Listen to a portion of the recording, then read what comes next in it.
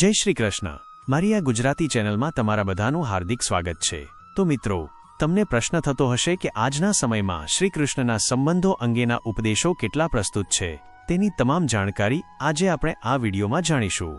Video શરૂ કરતા પહેલા વિડીયોને લાઇક કરી કોમેન્ટમાં જય શ્રી કૃષ્ણ લખવાનું ભૂલતા નહીં, તેમજ તમારા સગાવાલા અને સંબંધીઓને આ વિડીયો જરૂરથી શેર કરજો।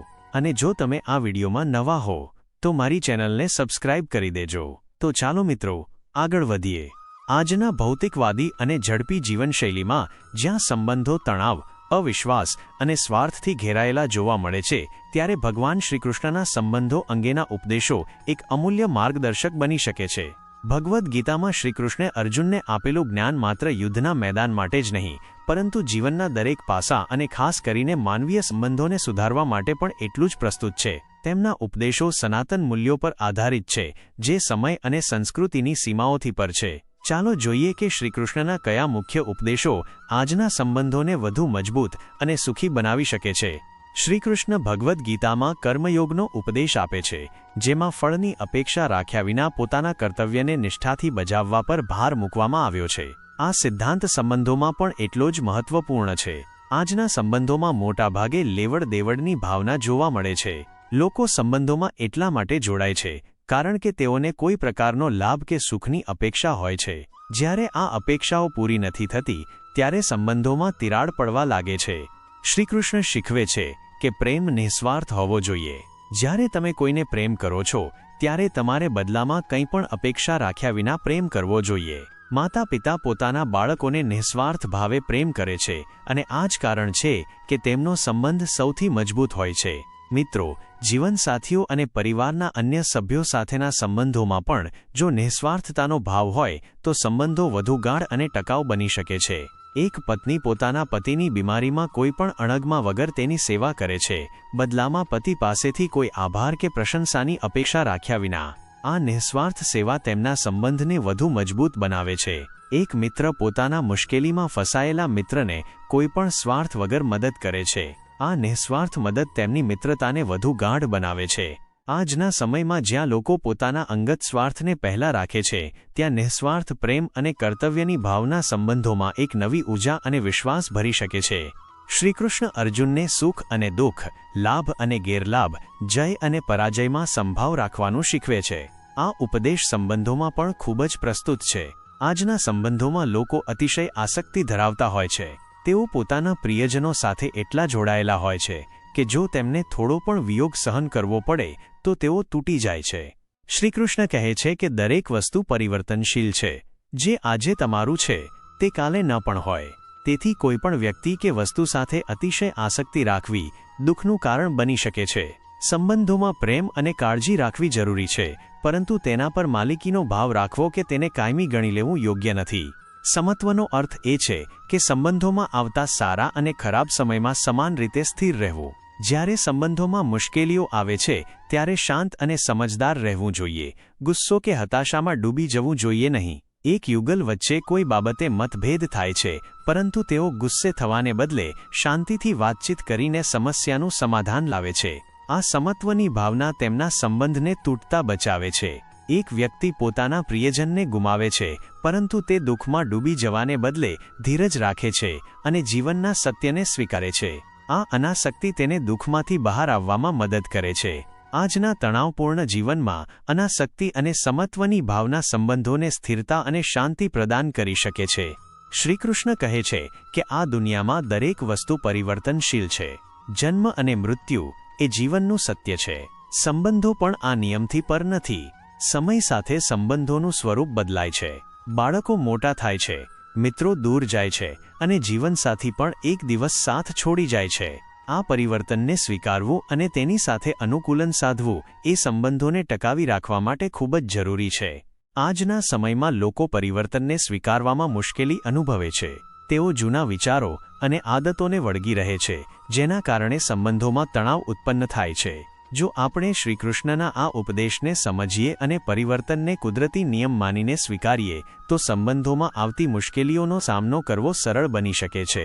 એક માતા પિતા પોતાના બાળકોના મોટા થવા અને પોતાના જીવનને પોતાના રીતે જીવવાના નિર્ણયને સ્વીકારે છે। આ સ્વીકૃતિ તેમના સંબંધને મજબૂત રાખે છે। બે મિત્રો લાંબા સમય પછી મળે છે અને જુએ છે કે તેમના જીવનમાં ઘણા બદલાવ આવ્યા છે.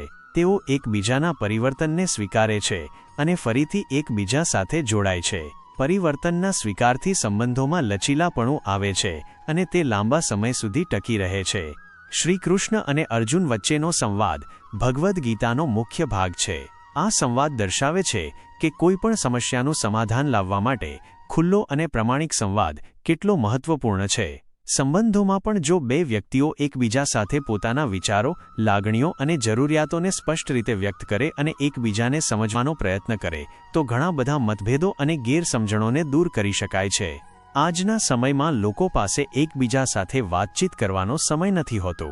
ટેકનોલોજીએ ભલે આપણને એકબીજા સાથે જોડી રાખ્યા હોય, પરંતુ વાસ્તવિક અને અર્થપૂર્ણ સંવાદ ઓછો થઈ ગયો છે, જેના કારણે સંબંધોમાં અંતર વધે છે અને ગેરસમજણો ઘર કરી જાય છે.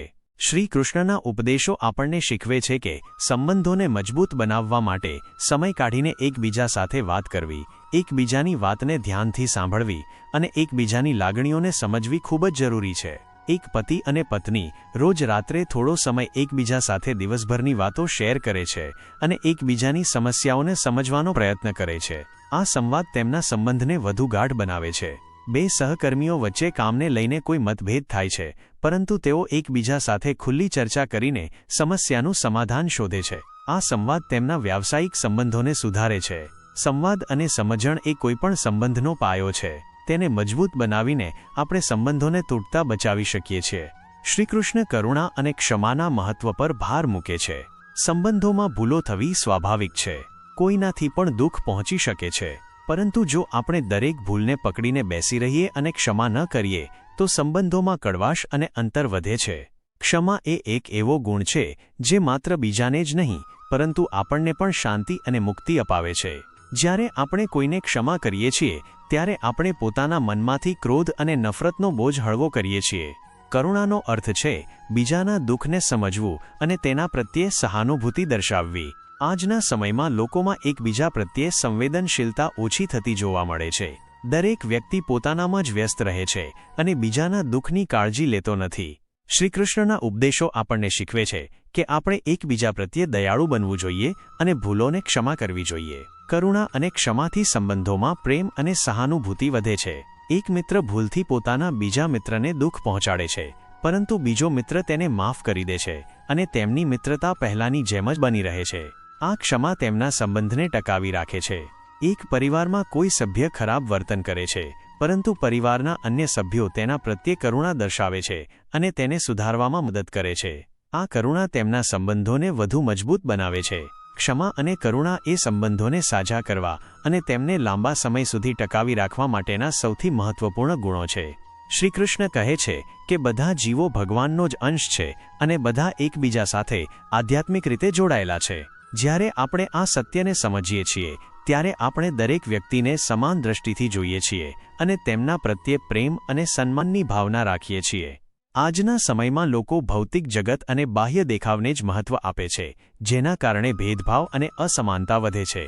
જો આપણે શ્રીકૃષ્ણના આ ઉપદેશને સમજીએ અને આધ્યાત્મિક સ્તર પર એકબીજા સાથે જોડાવાનો પ્રયત્ન કરીએ તો સંબંધોમાં પ્રેમ, સમાનતા અને ભાઈચારાની ભાવના વધી શકે છે. એક વ્યક્તિ જુદા જુદા ધર્મો અને જાતિના લોકો સાથે સમાન ભાવથી વર્તે છે, કારણ કે તે જાણે છે કે બધામાં એક જ આત્મા વસે છે. આ આધ્યાત્મિક સમજણ તેના સંબંધોને વધુ વ્યાપક અને સમાવેશી બનાવે છે. આધ્યાત્મિક જોડાણની ભાવના આપણને બધા સાથે પ્રેમ અને સન્માનથી વર્તવાની પ્રેરણા આપે છે અને સંબંધોને વધુ ઊંડાણ અને અર્થ પ્રદાન કરે છે.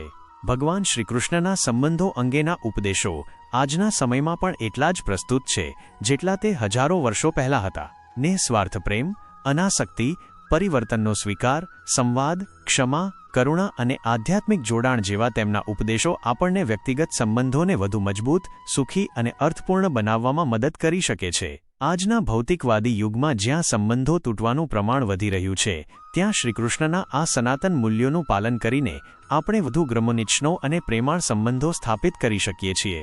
જરૂર છે ફક્ત તેમના ઉપદેશોને સમજવાની અને તેને પોતાના જીવનમાં ઉતારવાની. જો આપણે આ કરી શકીએ તો નિશ્ચિત રૂપે આપણે એક વધુ સારા અને સુખી સમાજનું નિર્માણ કરી શકીશું. તમારા દિલના ઊંડા રહસ્યો અને દુઃખ કોઈને ન કહો. જ્યારે તમે કોઈને પોતાના સમજીને તમારા રહસ્યો કે દુઃખ વહેંચો છો ત્યારે એક દિવસ એવો જરૂર આવે છે કે તમે એ માટે પસ્તાવો કરો છો. તમે અનુભવો છો કે મેં શા માટે મારા રાજ અન્યને કહી દીધા, અથવા મારું દુઃખ ખુલ્લું કરીને ભૂલ કરી છે. કારણ કે એ લોકો ક્યારેય તમારા સાચા સગા થઈ શકતા નથી. આ દુનિયા એવી જ છે, જ્યાં ફાયદો હોય ત્યાં લોકો જાય છે. જેમ તેમને લાગે કે હવે તમારી પાસેથી કોઈ ફાયદો મળતો નથી, તેમ એ લોકો તમને છોડી દૂર ચાલ્યા જાય છે. પછી એ લોકો તમારા ગુપ્ત રહસ્યો, તમારી નબળાઈઓ અને દુઃખ દુનિયાને કહેવા લાગે છે. તેથી તમારા દિલના ઊંડા રહસ્યો તમારા દિલમાં જ રાખો. જ્યાં સુધી તમે બીજાઓ પાસેથી સન્માનની અપેક્ષા રાખો છો, ત્યાં સુધી તમારું અપમાન થતું રહેશે. જ્યાં સુધી તમને ઈચ્છા હોય કે કોઈ મારી કદર કરે, ત્યાં સુધી કોઈ તમારી કદર નહીં કરે. લોકોથી કદર કે સન્માનની અપેક્ષા ક્યારે રાખવી નહીં, અને ક્યારે એ આશા ન રાખો કે લોકો તમારી કદર કરશે. આ દુનિયા ખૂબ જ સ્વાર્થમાં ડૂબેલી છે. જેમ લોકોને તેમનો સ્વાર્થ પૂરો થાય છે, તેમજ તેઓ તમને ભૂલી જાય છે, પણ તમે તેમના માટે કશુંક કર્યું હતું એ પણ યાદ નથી રાખતા. તમે જીવનભર તેમના માટે મરી રહ્યા છો, અને તેઓ એ સંબંધ તોડી નાખવામાં 1 મિનિટ પણ નથી લગાવતા. અને તમે એમના જેવા લોકો વચ્ચે જીવતા રહો છો, એ આશામાં કે કદાચ તેઓ તમારી કદર કરશે, તમારું મૂલ્ય સમજી શકશે. પરંતુ સચ્ચાઈ એ છે કે આ લોકો ક્યારેય કોઈના નથી થતા. એટલા માટે હવે લોકોના પાછળ જીવવું બંધ કરો અને હવે તમારા માટે જીવવાનું શરૂ કરો. કારણ કે જે થાય છે તે સારા માટે જ થાય છે, અને જે થઈ રહ્યું છે તે પણ સારા માટે થઈ રહ્યું છે, અને ભવિષ્યમાં જે થશે તે પણ સારા માટે જ થશે. હું માનું છું કે આ ઉપદેશ સાંભળવામાં જેટલો સરળ લાગે છે, સમજવામાં તેટલો જ મુશ્કેલ છે. કારણ કે જ્યારે આપણા જીવનમાં કંઈ ખરાબ થાય છે, અન્યાય થાય છે, કે કોઈ આપણા જીવનમાંથી દૂર થઈ જાય છે, ત્યારે આખી દુનિયા જ ખોટી લાગવા લાગે છે. આ જીવન જ ખોટું લાગવા લાગે છે. દરેક માણસ પોતમુખી અને સ્વાર્થમાં લાગેલો જણાય છે. એવું લાગે છે કે આપણા જીવનમાં હંમેશા ખરાબ જ થતું રહ્યું છે. તો એ ઉપદેશ પર વિશ્વાસ કેમ રાખવો કે જે થાય છે તે સારા માટે જ થાય છે? હકીકત તો એ છે કે જ્યારે દુઃખ આવે છે ત્યારે એ દુઃખ આપણને વધુ સમજદાર અને મજબૂત બનાવે છે. અને જ્યારે કોઈ આપણને ઘા આપે છે ત્યારે એ ઘા આપણને આંખ ખોલવા મજબૂર કરે છે કે આપણે જેમના માટે જીવી રહ્યા હતા તેઓ આપણું કોઈ મૂલ્ય જ નથી કરતા. અમે કેમ આવા લોકો માટે આપણું જીવન ન્યોછાવર કરી નાખીએ જેમને અમારી કોઈ પણ પરવા નથી? જેમ બાળકને તેની માં કડવી દવા આપે છે, બાળકને એ દવા બહુ નાપસંદ હોય છે, પણ એ કડવી દવા જ તેની બીમારી દૂર કરે છે. હકીકતમાં દરેક માણસ એ જ સત્યને સાચું માને છે જેની એને સમજ હોય છે. જ્યાં સુધી દુઃખ પોતાની સાથે નહીં થાય ત્યાં સુધી કોઈનું સાચું સ્વરૂપ સમજી શકાય તેમ નથી. જ્યાં સુધી લોકોનું તમારાથી કામ ચાલે છે, જ્યાં સુધી તમારાથી ફાયદો મળે છે, ત્યાં સુધી લોકો બહુ પ્રેમથી, ખૂબ પ્રેમાળ વર્તે છે. પણ જેમ તમારામાંથી ફાયદો લેવો બંધ થાય છે, તેમજ લોકોનો અસલી ચહેરો સામે આવે છે જે તમારા દિલને ઊંડો ઘા આપે છે. હકીકતમાં દરેક માણસ ભૂલ કરે છે, અને કોઈ વ્યક્તિ સાચો છે કે નહીં એ ત્યાં સુધી ખબર પડતી નથી જ્યાં સુધી એ તમારાથી ખરાબ વર્તન ન કરે. એટલા માટે કહેવામાં આવે છે કે -ભૂલનોસ. આ પણ તમારા સારા માટે છે કે જેને તમે તમારું માન્યું એ જ તમને છોડીને ચાલ્યા ગયા. આ પણ સારું છે કે જીવનમાં તમારા સાથે દગાઓ થયા, કારણ કે એ દગાઓ જ તમને જીવનમાં આગળ વધવા, લડવા અને લોકોની ઓળખ કરવા શીખવે છે. ભગવદ્ ગીતાની સૌથી મોટી શિક્ષા એ છે કે જીવનમાં ક્યારેય કોઈ માણસ પર નિર્ભર થવું નહીં જોઈએ. જ્યારે તમે કોઈના આધાર રહિત બની જાઓ છો ત્યારે કોઈ પણ વ્યક્તિ તમને દુઃખી કરી શકતો નથી. જેટલા વધારે તમે કોઈના આધારશીલ બનશો એટલું વધારે તમારું શોષણ થવા લાગશે. જેના પર તમે જીવનનો આધાર મૂકી દો છો એ દિવસે તમારે તેની ગુલામી કરવી જ પડશે. અહીં સુધી કે જ્યાં લોકો પોતાના નોકર કે કામવાળી બાઈના આધારશીલ બની જાય છે ત્યાં તે લોકો તેમના નખરા કરવા લાગે છે, કારણ કે તેમને ખબર હોય છે કે તેમના વિના તમારું કામ નહીં ચાલે અને તમે એ કામ પોતે કરી શકતા નથી. જો તમને બીજું કોઈ વિકલ્પ નહીં મળે તો તેઓ તમને હેરાન કરવાનું શરૂ કરી દે છે. પણ જ્યારે તેમને સમજ પડે છે કે તમે તમારું કામ પોતે કરી શકો છો અને તમારા પાસે અનેક વિકલ્પો છે, ત્યારે તેઓ શાંતિથી કામ કરવા લાગે છે. જો તમે એવી કોઈ નોકરી કરો છો જ્યાં તમારો બોસ ખોટું કરે છે અને તમે બધું જોઈને પણ સહન કરો છો કારણ કે તમે તેના આધારશીલ છો, તો એ તમારો શાંતિથી લાભ લેતો રહેશે. તમારા પરિવારમાં પણ જો તમે કોઈના આધારશીલ છો તો એ લોકો પણ તમારું શોષણ કરશે, કારણ કે ત્યાં તમારે 24 કલાક રહેવું પડે છે અને તમે બીજે જઈ શકતા નથી. આવા લોકો તમારા મસ્તક પર બેસી નાચશે અને તમારું સંપૂર્ણ નિયંત્રણ લઈ લેશે. તેમને એમાં આનંદ આવે છે કે કોને કઈ રીતે કાબૂમાં રાખી શકાય છે. તમે પ્રેમ કરો, એમની માટે સારા કામ કરો, દરેક રીતે તેમની ખુશી માટે જીવો. પરંતુ આવા લોકો તમારા ગળા પર પગ મૂકી જીવે છે. જો તમારી અંદર કોઈ પ્રતિભા છે તો તમારા પંખ કાપી નાખવામાં આવશે. પ્રયત્નો થશે કે તમે કદી જીવનમાં આગળ વધી ન શકો. કોઈના આધારશીલ થવું એ જીવતા મરી જવા જેવું છે. આધારશીલતા તમને ગુલામ બનાવી દે છે. ક્યારેય વિચાર્યું છે કે તમારા જીવનને ખરાબ કોણ બનાવે છે? એ જ લોકો જેના પર તમે આધાર રાખો છો. ઘણું મોટું દુઃખ ત્યાંથી આવે છે જ્યાં તમે અંતરથી નિર્ભર થઈ જાઓ છો. આ આધાર શરીર કે કામનો નહીં, પણ સૌથી મોટી નિર્બળતા મનની હોય છે. જ્યારે માણસને લાગવા લાગે છે કે મને જીવનમાં કોઈ જોઈએ, નહીં તો હું ખુશ રહી શકીશ નહીં, ત્યારે એ વ્યક્તિ સૌથી નબળી સ્થિતિમાં હોય છે. એકલાપણું લોકો સહન કરી શકતા નથી. તેથી અનેક વખત તેઓ એવા લોકો સાથે જોડાઈ જાય છે જે તેઓના આ ભાવનાત્મક નિર્ભરતાનો પૂરો લાભ ઉઠાવે છે. તમે એવો સંબંધ બનાવો કે તમે વિચારો મને ખુશી મળશે, પણ એ લોકો તમને નમ્રતાથી આંખોમાં આંસુ લાવે છે અને તમારું જીવન નરક બનાવી દે છે. યાદ રાખો, માતા પિતા સિવાય દુનિયામાં કોઈ એવું નથી કે જેના પર તમે વિશ્વાસ કરો અને એ તમારો લાભ ન લે. શ્રીમદ્ ભગવદ્ ગીતાનો મહત્વપૂર્ણ ઉપદેશ છે કે જ્યારે જીવનમાં તમને એકલાપણું લાગવા લાગે ત્યારે એ સચ્ચાઈ સમજી લો કે તમે આ દુનિયામાં એકલા આવ્યા હતા અને એકલા જ જશો. વાસ્તવિકતામાં અહીં કોઈ તમારું નથી. જે માતા પિતા આપણને જન્મ આપે છે તેઓ પણ એક દિવસ છોડી જાય છે. તો બીજાથી શું અપેક્ષા રાખવી? જો કોઈ તમારો સાથ છોડે તો એ યાદ રાખો કે ભગવાન સદા તમારા સાથે છે. એ કદી તમારો સાથ નહીં છોડી શકે. ગીતામાં શ્રીકૃષ્ણ એ અર્જુનને કહ્યું હતું, માણસ મને સ્વીકારે કે ના સ્વીકારે, પણ હું કદી પણ એને એકલો ન છોડું, કારણ કે બધું જ મારું જ સ્વરૂપ છે. એટલે કે એકલાપણાથી કદી દુઃખી કે ડરવું નહીં જોઈએ, પરંતુ ખોટા માણસો સાથે રહેવાથી ડરવું જોઈએ. જીવનમાં જ્યારે પણ મુશ્કેલીઓ આવે તો લાગણીઓમાં ગરકાવ ના થાઓ, બસ થોડી હિંમત રાખો. કારણ કે જે લોકો પોતાને સંભાળી લે છે તેઓ દરેક મુશ્કેલીમાંથી બહાર આવી જાય છે. પણ જે લોકો તૂટી જાય છે તેમની મુશ્કેલીઓ વધી જાય છે. જો કોઈ તમને ધોખો આપે કે છેતરપિંડી કરે તો ગુસ્સો નહીં કરો, તેને શિક્ષા સમજો. હકીકત ક્યારેય એવી નથી જેવી તમે સમજી હતી.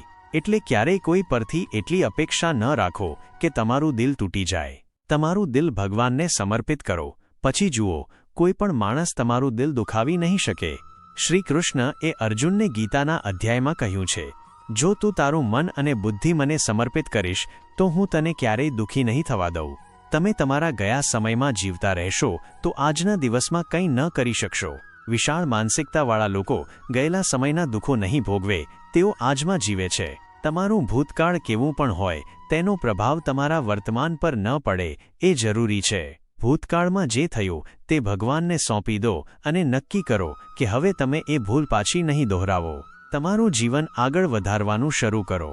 ભગવદ્ ગીતાનો એક ખૂબ લોકપ્રિય ઉપદેશ છે, કર્મ કરો, ફળની ચિંતાથી મુક્ત રહો. આ વાત તો સૌ કોઈએ સાંભળી છે, પણ તેનો સાચો અર્થ બહુ ઓછા લોકોને સમજાય છે. આનો અર્થ એ નથી કે મનમાં જે આવે તે કરવાનું શરૂ કરી દો અને કહો કે જે થશે તે જોશું પછી. ગીતા એ ક્યારેય ન કહ્યું કે ઊંધું કામ કરો અને પરિણામ આવે કે નહીં એની ફિકર ન કરો. ગીતાનું સાચું મર્મ એ છે કે જ્યારે તમે કોઈના માટે કંઈ કરો તો બદલામાં કશું અપેક્ષા ન રાખો. જો તમે વિચાર કરો કે મેં આના માટે એટલું કર્યું છે તો એ પણ મારા માટે કરશે, અને જો એ વ્યક્તિ તમારી અપેક્ષા તોડી નાખે તો દુઃખ એટલું વધારે થાય છે. આ દુનિયા બહુ અજાણી છે. તમે કોઈ માટે કેટલું પણ કરો, આજના સમયમાં લોકો અહેસાન બહુ જલ્દી ભૂલી જાય છે. લોકો તો પોતાના માતા પિતાના અહેસાનોને ભૂલી જાય છે, તો તમે જે કર્યું એ તેઓ કેમ યાદ રાખશે? આજના યુગમાં જો તમે કોઈની મદદ કરો તો પણ તેમાંથી તમને સાથ મળશે એવી અપેક્ષા ન રાખવી. એટલે જ ગીતા કહે છે, કર્મ કરો પણ ફળ પાછળ ના દોડો, કારણ કે તમે ફક્ત કર્મના અધિકારી છો, ફળ તમારા નિયંત્રણમાં નથી. પ્રેમ પણ એના ઉપર કરો જે તેના લાયક હોય. જેને તમારા પ્રેમની કદર ન હોય ત્યાં તમારી લાગણીઓ વ્યક્ત કરીને પોતાને દુઃખી ન કરો. એવા લોકોથી જેટલું દૂર રહેશો એટલું સારું. ઘણીવાર આપણા સંબંધીઓ જ આપણાથી સૌથી વધુ ઈર્ષ્યા કરે છે. બહારના લોકોને એટલો કંઈ ફરક પડતો નથી કે તમારા જીવનમાં શું ચાલી રહ્યું છે, પણ તમારા સંબંધીઓ તમારી સફળતા પર નજર રાખી રહ્યા હોય છે. બહારથી ભલે કહે કે સફળ થાઓ, આગળ વધો, પણ જ્યારે તમે ખરેખર સફળ થાઓ અને તેમને એ વાત કહો તો તેમનું મુખ બગડી જશે અને અંદરથી જલન થશે. પાંડવોના સુખથી દુર્યોધન જલતો હતો.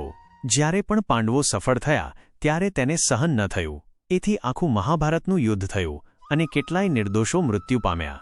તમે જેટલો વધુ પ્રેમ, લાગણી અને વિશ્વાસ રાખશો એ વ્યક્તિ તમને તેટલા જ વધુ દુઃખ આપશે. દુનિયામાં કેટલાય હાસ્ય વિનોદના બનાવો થાય છે, પણ આપણે તો ફક્ત એ જ દુઃખી કરે છે જેને આપણે પોતાના માન્યા હોય. દુનિયાનું વલણ તો બહુ અસર નહીં કરે, પણ કોઈ પોતાનો બદલાઈ જાય તો ખૂબ લાગણીક નુકસાન થાય છે. જેની સાથે સંબંધો ઘેરા કર્યા હોય એ જ તમારા દિલમાં વધુ ઘા કરશે. અક્સર તમે એ વ્યક્તિને રડતો જોઈશો જેમણે કોઈથી ખૂબ વધુ અપેક્ષા રાખી હોય. માતા પિતા બાળકો માટે રડે છે, પ્રેમી પ્રેમ માટે રડે છે. જો તમે કોઈથી ખૂબ વધારે લગાવ રાખો છો તો અંતે દુઃખ મળવાનું નિશ્ચિત છે. સચ્ચાઈ એ છે કે તમે જેને તમારી જિંદગીમાં સૌથી ખાસ બનાવવા માંગો છો, સૌથી વધુ દુઃખ પણ તમને એ વ્યક્તિ પાસેથી જ મળે છે. ઘણા લોકો કહે છે કે મને એવા માણસે ધોખો આપ્યો જેમાંથી મને એની કોઈ અપેક્ષા જ ન હતી. પણ ધોખો કેમ મળે છે? કારણ કે તમે કોઈને તમારી જિંદગીમાં એવી જગ્યા આપી દો છો જે એની લાયકાત જ ન હોય. તમે કોઈ પર એટલો વધારે ભરોસો રાખો છો જે એની લાયક ન હોય તો એ ભૂલ ફક્ત એની નથી, તમારી પણ છે. તમારે કોઈના સાથે એટલો લાગણીપૂર્ણ સંબંધ બાંધવો જ ન જોઈએ કે પછી આગળ જઈને એ સંબંધ તમારા માટે દુઃખનું કારણ બની જાય. નાના નાના મુદ્દાઓ પર વહેલા ગુસ્સામાં આવવું, આ સ્વભાવ તમને બરબાદ કરી દેશે.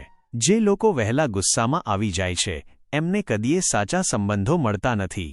લોકો એમના પાસેથી ડરે છે કારણ કે ન જાણે કઈ વાત પર ગુસ્સો આવી જાય.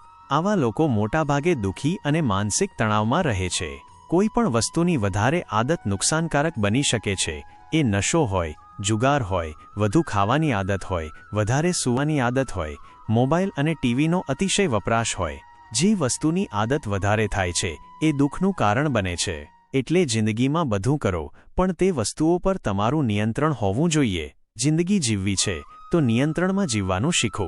જ્યારે પણ તમારા જીવનમાં મુશ્કેલી આવે અને કોઈ સહારો દેખાતો ન હોય ત્યારે ઈશ્વરને પ્રાર્થના કરો. ઘણા લોકો કહે છે કે જેમ ઈશ્વર પાસેથી માગીએ છીએ તેમ મળતું નથી. પણ પ્રાર્થનાનો અર્થ માગવું નથી.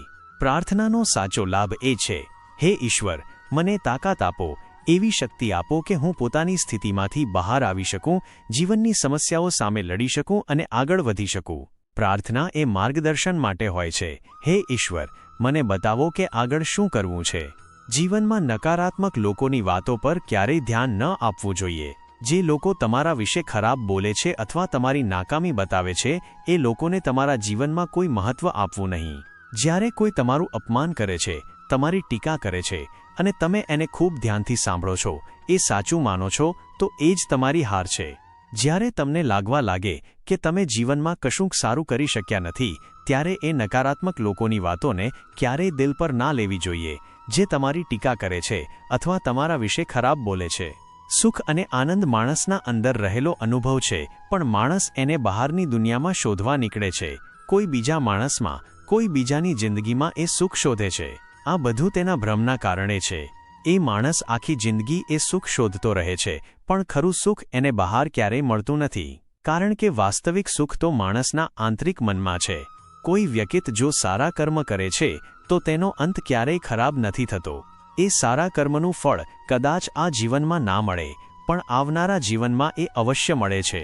પ્રકૃતિની વિરુદ્ધ કાર્ય કરીને માણસ તણાવથી પીડાય છે અને એ તણાવ જ માણસના વિનાશનું કારણ બને છે. એટલે જીવનમાં તણાવમુક્ત રહેવા માટે ધર્મ અને સાચા કર્મનો માર્ગ અપનાવવો જોઈએ. શા માટે ફાલતુ ચિંતા કરો છો? શા માટે ડરતા રહો છો? કોણ તમારું શું લઈ શકે છે? આત્મા તો ન પેદા થાય છે, ન મરે છે. શરીર તમારું નથી અને તમે પણ ફક્ત શરીર માટે નથી.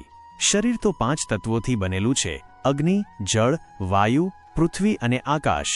એક દિવસ આવવાનું છે જ્યારે આ શરીર એ તત્વોમાં ભળી જશે. પણ આત્મા તો અવિનાશી છે. આ આત્માને ન તો તલવાર કાપી શકે, ન તો અગ્નિ બળી શકે, ન તો પાણી ભીંજવી શકે અને ન વાયુ સૂકવી શકે. શું ગયું છે તમારું? જે તમારું હતું જ નહીં. શું ગુમાવ્યું છે જે તમારું ન હતું?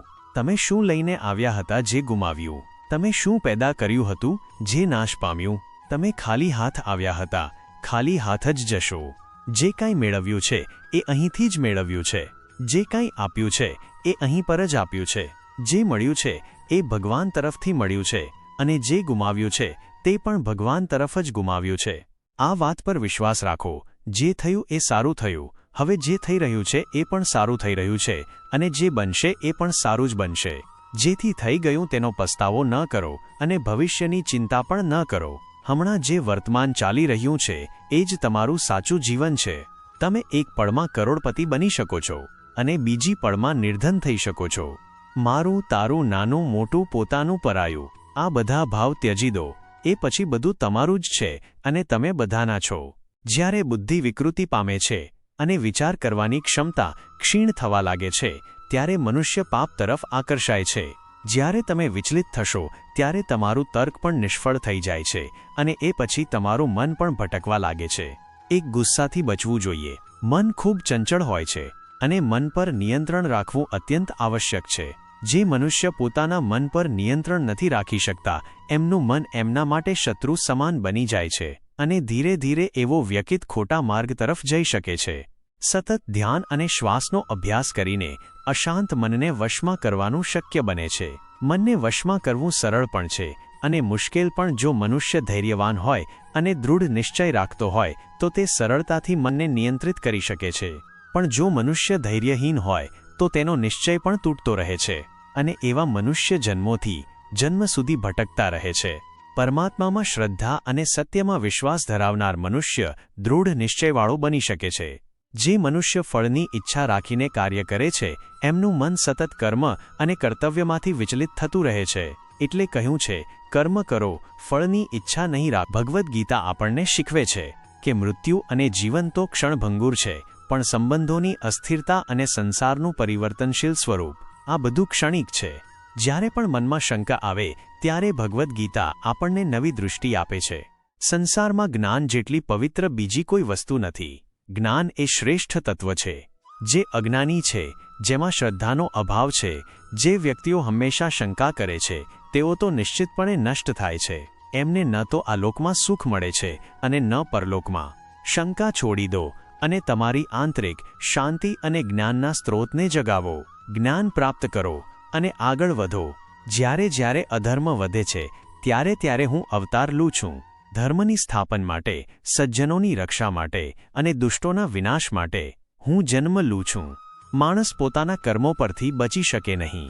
કર્મોના પરિણામોને અનુભવવું પડે છે. એટલે હંમેશા શુદ્ધ, સત્ય અને સારા કર્મ કરો.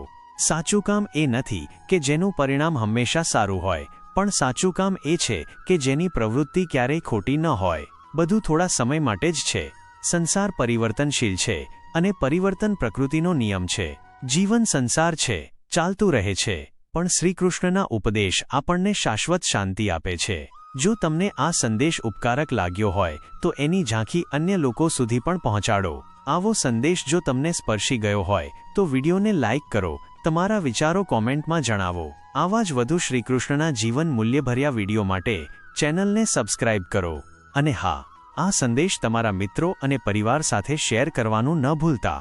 મળે છે હંમેશા કંઈક નવી શીખ શ્રીકૃષ્ણના માર્ગદર્શનથી. મારો આ વિડીયો જોવા માટે તમારો ખૂબ ખૂબ આભાર.